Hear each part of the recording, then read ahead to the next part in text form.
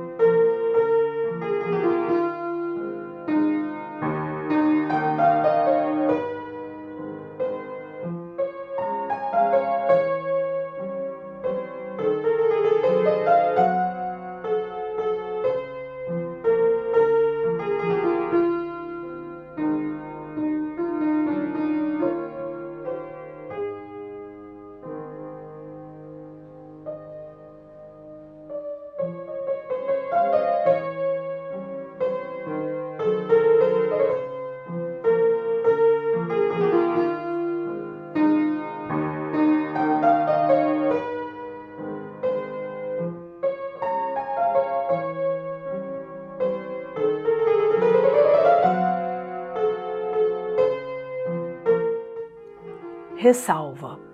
Este livro foi escrito por uma mulher que no tarde da vida recria e poetiza sua própria vida. Este livro foi escrito por uma mulher que fez a escalada da montanha da vida, removendo pedras e plantando flores. Este livro, versos, não. Poesia, não. Um modo diferente de contar velhas histórias. Minha cidade. Goiás, minha cidade. Eu sou aquela amorosa de tuas ruas estreitas, curtas, indecisas, entrando, saindo, umas das outras. Eu sou aquela menina feia da Ponte da Lapa. Eu sou a Aninha. Eu sou aquela mulher que ficou velha e esquecida nos teus larguinhos e nos teus becos tristes, contando histórias, fazendo adivinhação, cantando o teu passado, cantando o teu futuro. Eu vivo nas tuas igrejas, e sobrados e telhados e paredes. Eu sou aquele teu velho muro verde de avencas, onde se debruça o antigo jasmineiro cheiroso na ruinha pobre e suja. Eu sou estas casas encostadas, cochichando umas com as outras. Eu sou a ramada dessas árvores, sem nome e sem valia, sem flores e sem frutos, de que gostam a gente cansada e os pássaros vadios. Eu sou o caule dessas trepadeiras sem classe, nascidas na frincha das pedras, bravias, renitentes, indomáveis, cortadas, maltratadas, pisadas e renascendo. Eu sou a dureza desses morros revestidos, enflorados, lascados a machado, lanhados, lacerados, queimados pelo fogo, pastados, calcinados e renascidos. Minha vida, meus sentidos, minha estética, todas as vibrações de minha sensibilidade de mulher têm aqui suas raízes. Eu sou a menina feia da Ponte da Lapa. Eu sou a Aninha. Antiguidades. Quando eu era menina bem pequena, em nossa casa, certos dias da semana se fazia um bolo, assado na panela, com um terço de borralho em cima. Era um bolo econômico, como tudo antigamente, pesado, grosso, pastoso. Por sinal que é muito ruim. Eu era menina em crescimento, gulosa, abri os olhos para aquele bolo que me parecia tão bom e tão gostoso. A gente mandona lá de casa cortava aquele bolo com importância, com atenção, seriamente. Eu presente, com vontade de comer o bolo todo. Era só olhos e boca e desejo daquele bolo inteiro. Minha irmã mais velha governava, regrava. Me dava uma fatia tão fina, tão delgada, e fatias iguais às outras manas, e que ninguém pedisse mais. E o bolo inteiro, quase intangível, se guardava bem guardado, com cuidado, no armário alto fechado. Impossível. Era aquilo uma coisa de respeito.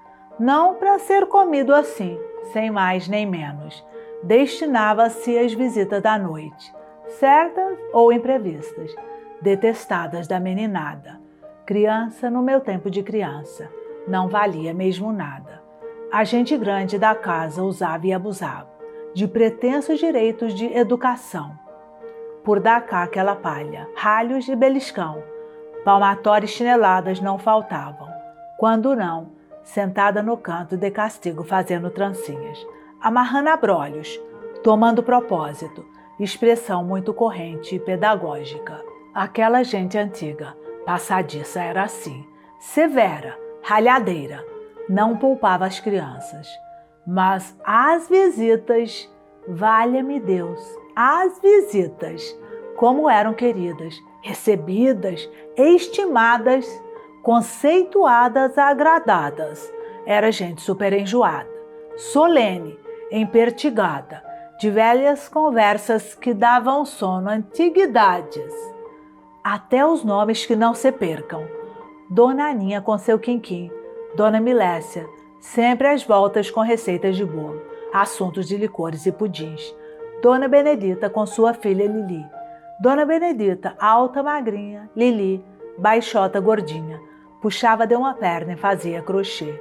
E diziam dela línguas viperinas. Lili é a bengala de Dona Benedita. Mestre Quina, Dona Luiz Alves, Saninha de Billy, Samone, gente do Cônego Padre Pio. Dona Joaquina Amâncio, dessa então me lembro bem, era amiga do peito de minha bisavó.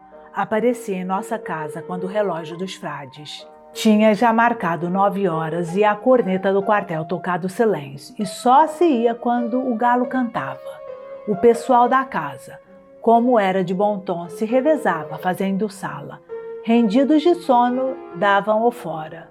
No fim, só ficava mesmo firme minha bisavó. Dona Joaquina era uma velha grossa, rombuda, aparatosa, esquisita, demorona, cega de um olho, gostava de flores e de vestido novo. Tinha seu dinheiro de contado, grossas contas de ouro no pescoço, anéis pelos dedos, bichas nas orelhas, pitava na palha, cheirava a rapé e era de Paracatu. O sobrinho que a acompanhava, enquanto a tia conversava contando causos infindáveis, dormia estirado no banco da varanda. Eu fazia força de ficar acordada, esperando a descida certa do bolo, encerrado no armário alto. E quando este aparecia, vencida pelo sono, já dormia. E sonhava com um imenso armário, cheio de grandes bolos, ao meu alcance. De manhã cedo, quando acordava, estremunhada com a boca amarga. Ai de mim! Via com tristeza sobre a mesa xícaras sujas de café, pontas queimadas de cigarro, o prato vazio, onde esteve o bolo, e um cheiro enjoado de rapé. Vintém de cobre. Eu vesti um antigo mandrião de uma saia velha de minha bisavó. Eu vesti um timão feio de pedaços, de resto de baeta. Vintém de cobre. Ainda o vejo, ainda o sinto, ainda o tenho na mão fechada. Vintém de cobre. Dinheiro antigo, moeda escura, recolhida, desusada, feia, triste e pesada. 40 vintém de réis. Dinheiro curto, escasso, parco, parcimonioso, de gente pobre, da minha terra, da minha casa, da minha infância. Vintém de cobre, economia, poupança, a casa pobre. Mandrião de saias velhas, timão de resto de baeta, colcha de retalhos desbotados, panos grosseiros, encardidos remendados, vida sedentária, velhos preconceitos, orgulho e grandeza do passado, pé de meia sempre vazio e o sonho de ajuntar, melhorar de vida, prosperar, no esforço inútil e tardio. 40 vintém de réis, eu ajuntando, mudando de caixinha, mudando de lugar. Diziam caçoando as meninas da escola, muda de lugar que ele aumenta. Eu acreditava, guardava cinquinho a cinquinho na esperança irrealizada de inteirar 500 réis. Fui criança do tempo do cinquinho, do tempo do vintém, do antigo mandrião, de saias velhas da vovó, de cobertas de retalho, de panos grosseiros encardidos, remendados, de velhos preconceitos, orgulho e grandeza do passado, opulência, posição social, sesmarias, escravatura, caixas de lavrado, parentes emproados, brigadeiros, comendadores visitando a corte, recebidos no paço, decadência, tempos anacrônicos superados. Fui menina do tempo do vintém, do timão de restos de baeta. Fiquei sempre no tempo do cinquinho, no tempo dos adágios que os velhos sentenciavam enfáticos e solenes. Quem nasce para de réis não chega a vintém. Pessimismo recalcando aquele que pensava evoluir. Vintém poupado, vintém ganhado, estatuto econômico, mote gravado no corpo de algumas emissões. Na pataca da miséria o diabo tem sempre um vintém. Isto se dizia quando moça pobre se perdia. Quem compra o extraordinário vê-se obrigado a vender o necessário. Doía, impressionava, era a sabedoria que falava. E a gente sentia até uma lagrimazinha de remorso no canto do olho. E se via mesmo de trouxinha na cabeça, andando de del em del, perseguida dos credores. A casinha penhorada, os trenzinhos dados à praça, tudo irrecuperado, perdido, porque tinha comprado o extraordinário, um vestido de chita cor-de-rosa, pintadinho de azul. O tempo foi passando, foi levando minha bisavó, meu avô, minha mãe, minhas irmãs, a velha casa, os velhos preconceitos de cor, de classe, de família. O tempo, velho tempo que passou, nivelou muros e monturos, remarcou dentro de mim a menina magricela, amarela, inassimilada do tempo do cinquinho. Eu tinha um timão de restos de baeta, eu tinha um mandrião de uma saia velha de minha bisavó, vintém de cobre. Ainda o vejo, ainda o sinto, ainda o tenho na mão fechada.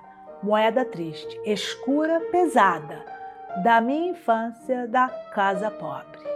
História do aparelho azul pombinho. Minha bisavó, que Deus a tem em bom lugar, inspirada no passado, sempre tinha o que contar. Velhas tradições, casos de assombração, costumes antigos, usanças de outros tempos, cenas da escravidão, cronologia superada onde havia banguês, mucamas e cadeirinhas, rodas e teares, ouro em profusão, poça secar em couro de boi, criolinho vigiando de vara na mão para a galinha não ciscar, romanceiro, histórias avoengas, por sinal que uma delas embalou minha infância.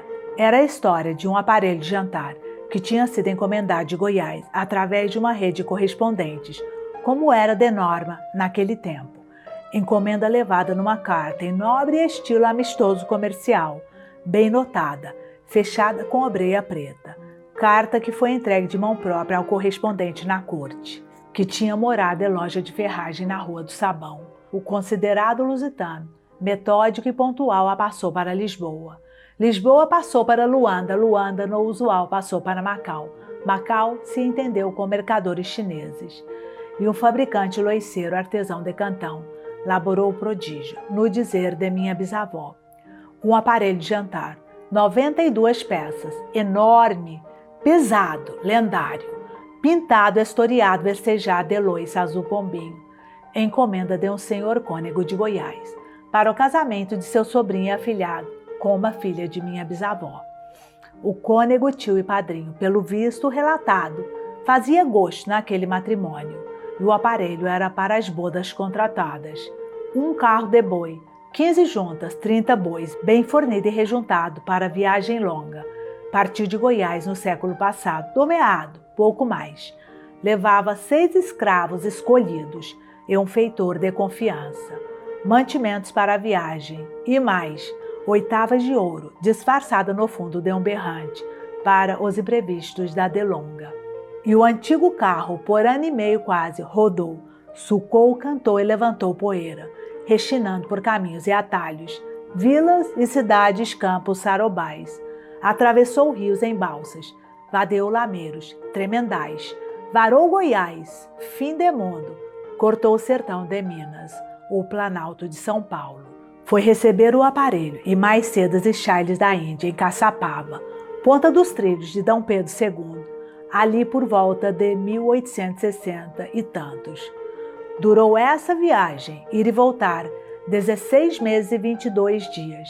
As bodas em suspenso. Enquanto se esperava, escravas de dentro fiavam na roda e urdiam no tear. Mucamas compenetradas, mestreadas por rica dona, sentada nas esteiras nos estrados de costura, desfiavam, bordavam, crivavam, repolegavam o bragal de minha avó. Sinhazinha, de 14 anos, fermosura, prendada, faceira, muito certa na doutrina, entendida do governo de uma casa, e analfabeta, Diziam os antigos educadores: mulher saber ler e escrever não é virtude. Afinal, muito esperado, chegou a Goiás, sem novidades ou peça quebrada, o aparelho encomendado, através de uma rede de correspondentes, embarcado no veleiro no porto de Macau. As bodas marcadas se fizeram com aparato, fartas comezainas, vinho de espinho, Portugal, da parte do correspondente, aparelhos de loiça da China, faqueiros e salvas de prata, compoteiras e copos de cristal. Na sobremesa, minha bisavó exultava, figurava uma pinha de erudição, toda ela de cartuchos de papel verde calandrado, cheios de confeitos de ouro em filigrana. Mimo aos convidados graduados, governador da província, cônegos, monsenhores, padres mestres, capitão-mor, brigadeiros, comendadores, juízes e provedores, muita pompa e toda a parentela, por amor e grandeza desse fasto casamento da sinhazinha Honória, com o senhor moço Joaquim Luiz. 2 velhos escravos já pintando, receberam chorando suas cartas de alforria. Ficou mais, assentado e prometido em palavra de rei testemunhado, que o crioulinho que viesse ao mundo, com o primogênito do casal, seria forro sem tardança na pia batismal, e se criaria em regalia com o senhorzinho nato fosse ele, em hora e dia. Um rebento do casal veio ao mundo no fim de 9 meses, e na senzala do quintal nascia de uma escrava um crioulinho, conforme o prometido, libertado alforriado na pia batismal. Na pia batismal era, naquele tempo, forma legal e usual de se alforriar um escravo. Toda essa história, por via de um aparelho de loiça da China destinado a Goiás, laborado em um oleiro loiceiro de Cantão, embarcado no veleiro no porto de Macau. Cartas com obreiros, correspondentes antigos, cartuchos de confeitos de ouro, alforria de escravos, bodas de meu avô, bragal de minha avó, roda e tear, marafundas e repolegos, coisas do passado. E, dizia minha bisavó, tudo se deu como o contado.